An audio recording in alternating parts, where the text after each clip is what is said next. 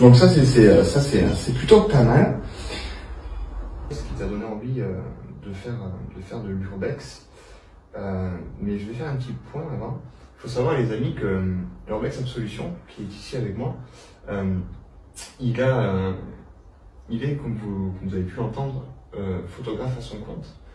Il faut savoir qu'il travaille en binôme avec Mimi Urbex, une autre personne, tu peux le confirmer, qui également se prête énormément aux photos, vous avez un rendu photo, une mise en place de tout ça qui est extraordinaire. C'est vraiment quelque chose qui est troublant, je dirais, et en même temps, on peut essayer de se raconter une histoire autour de vos photos. Et c'est vraiment quelque chose qui est vraiment excellent, les amis. Et je vous invite, mais je vous mettrai un petit point, un petit arrobase avec le lien de leur chaîne, Mimi Urbex et Urbex Absolution, tout simplement pour aller voir un petit peu ce qu'ils proposent comme sujet, comme photo, comme histoire. Et tout simplement aussi parce que pour les soutenir, parce que vous, ça vous prend quelques secondes, quelques minutes. Nous, ça peut nous prendre, et je pense que tu dois le savoir en termes de montage, ça peut nous prendre des semaines et des semaines de montage. Exactement. Donc n'hésitez pas, en tout cas, mais je vous mettrai le petit point et faire un tour sur leur page. Donc on va revenir à ma question. Qu'est-ce qui t'a poussé en fait à vouloir faire de l'urbex? Qu'est-ce qui t'a motivé à faire des photos un petit peu aussi d'urbex et des explorations que tu fais régulièrement? Alors, ce qui m'a donné envie de faire de l'urbex, c'est tout d'abord visiter, explorer des choses que l'on a oubliées, dont les gens se foutent. C'est des choses qui sont figées dans le temps et c'est ça qui me plaît en fait. C'est visiter des choses dont personne ne porte le regard au final. J'y trouve une certaine forme de beauté dans ce qu'on peut appeler des lieux abandonnés. Et récemment, ce qui m'a donné envie de faire de l'urbex, parce qu'il faut savoir que j'ai eu un moment dans ma vie de doute. Je me suis dit, est-ce que ça vaut la peine de continuer? C'est Mimi Urbex. C'est elle qui m'a redonné envie de faire de l'urbex. Parce qu'il faut savoir que au bout d'un moment, lorsqu'on est seul, on n'avance plus. Il faut se trouver quelqu'un pour continuer. C'est déjà d'une manière plus sécurisante.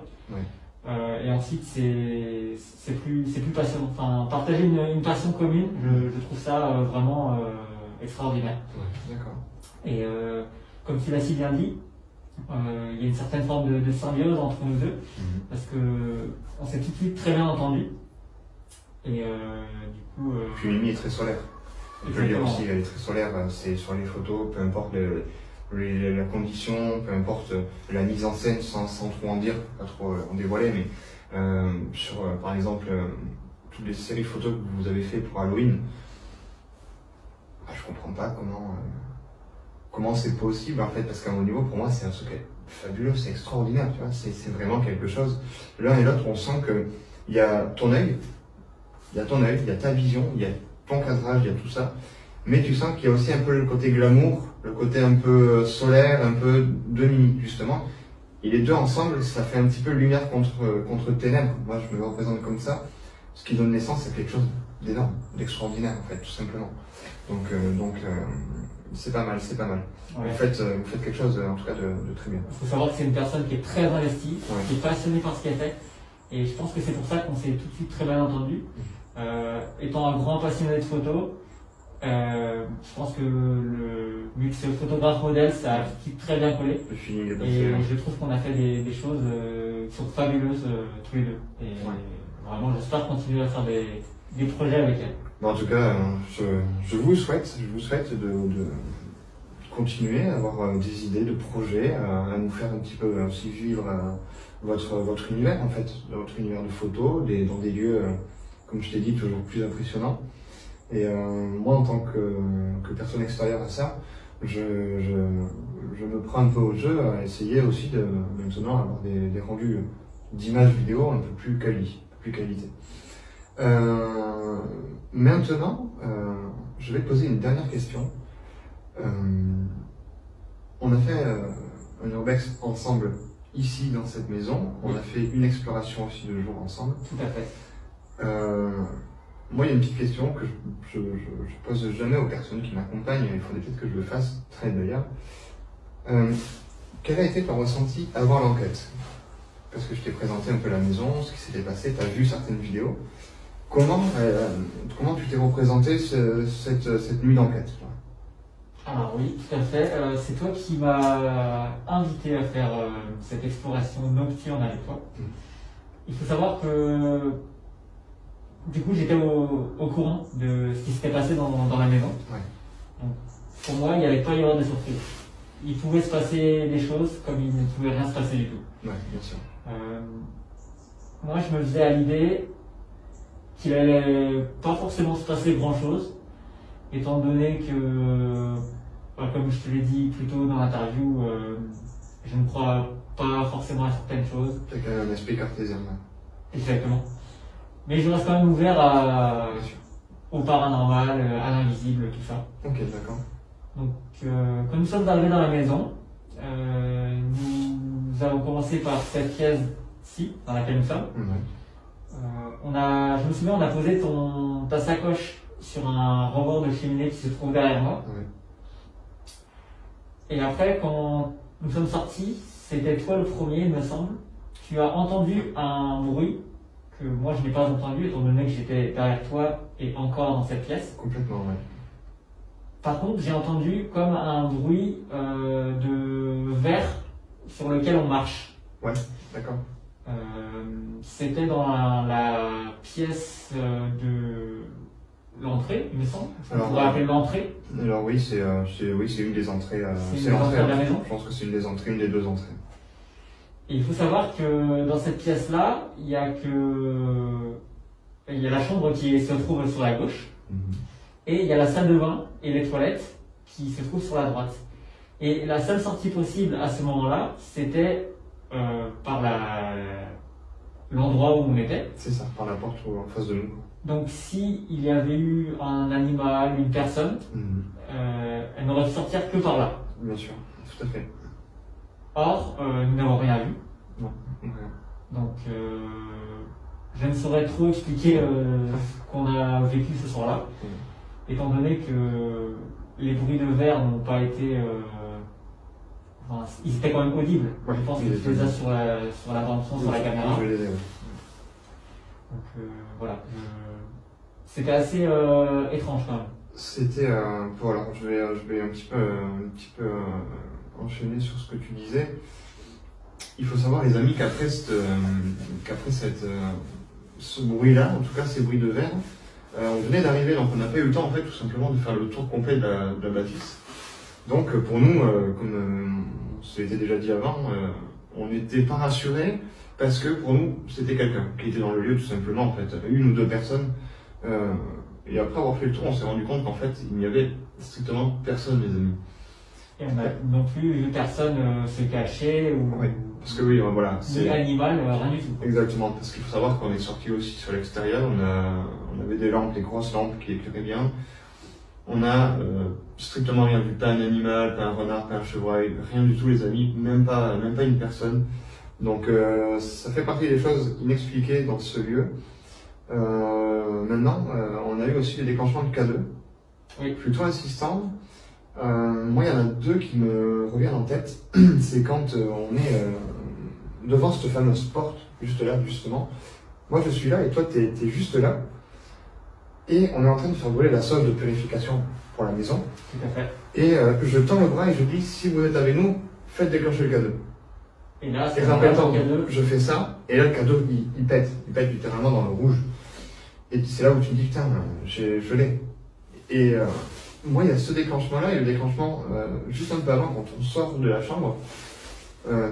Pour moi, c'est quelque chose que je n'explique pas, parce que le K2, pour l'utiliser pratiquement à chaque fois, n'a jamais fait cette alarme. Je ne sais pas si tu te souviens de cette alarme.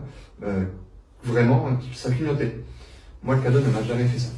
Je te dis, concrètement, pour moi, le K2, ce soir-là, il y a quelque chose qui faisait en sorte de nous prévenir.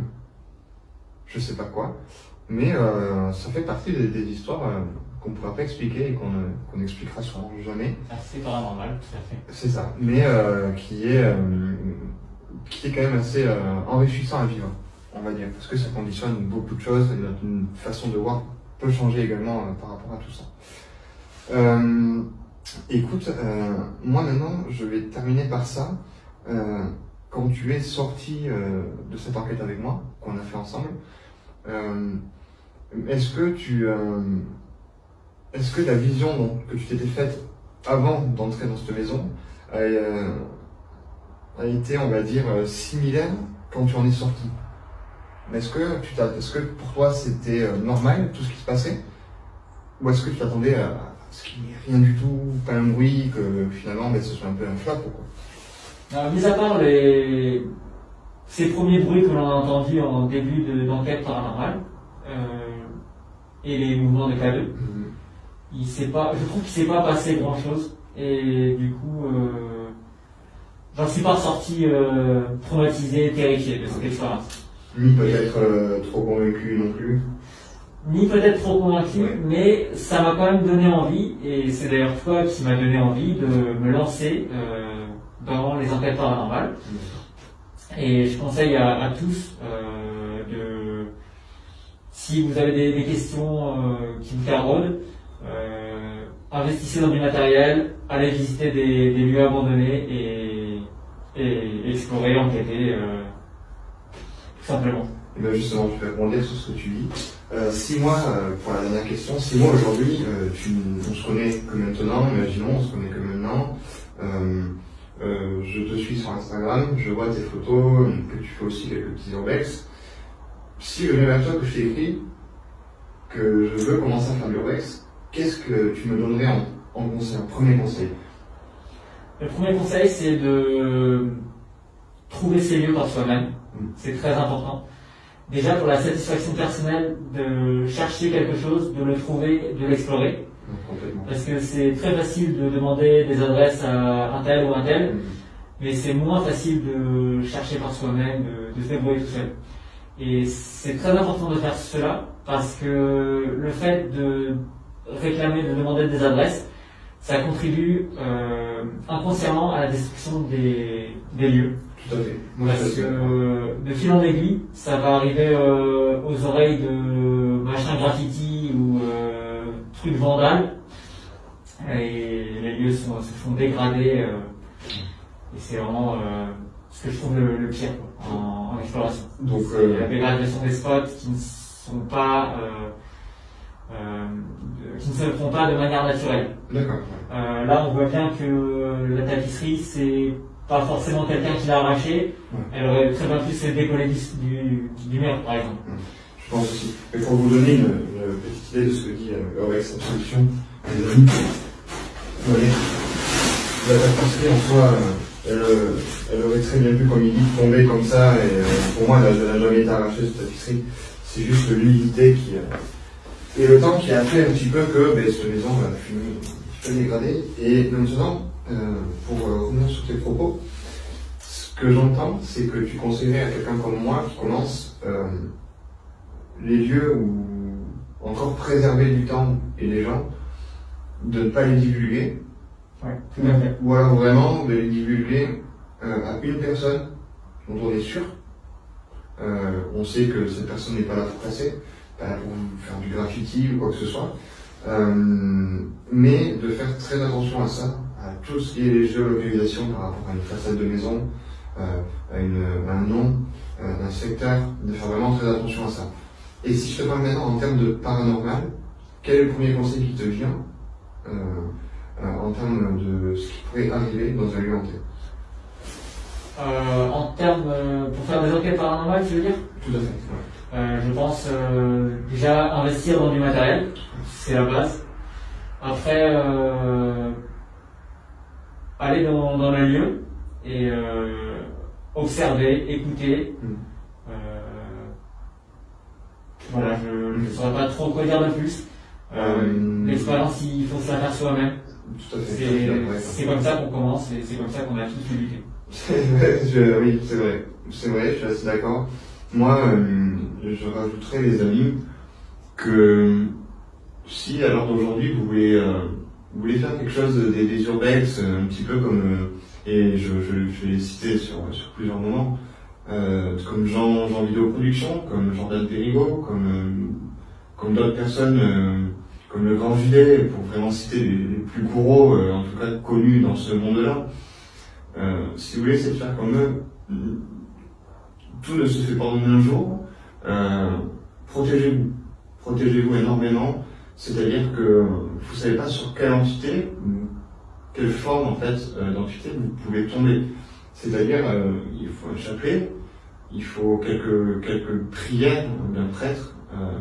Il faut vraiment ne pas hésiter à se protéger parce que c'est la première faille chez les gens. Les gens viennent ici, ils pensent que tout va bien se passer, qu'il n'y a pas de problème, que voilà. Et finalement, c'est ces gens-là qui se font toucher les premiers. Moi, par rapport aux vidéos que vous avez vues sur ma chaîne, vous savez très bien qu'on a vécu des choses paranormales. Jamais de vrais cas de possession, des moments d'absence, des moments de flottement, ça arrive. Mais tout ça, ça a été grâce surtout aux protections qu'on m'a données, entre guillemets, qu'on m'a dit de faire. Donc les amis, faites attention à tout ça, faites attention aux urbex surtout, aux explorations. Il y a des gens qui sont décédés malheureusement en faisant des urbex, des explorations. Donc faites attention à vous et n'hésitez pas à vous faire, comme il a dit, Urbex Absolution, votre propre expérience.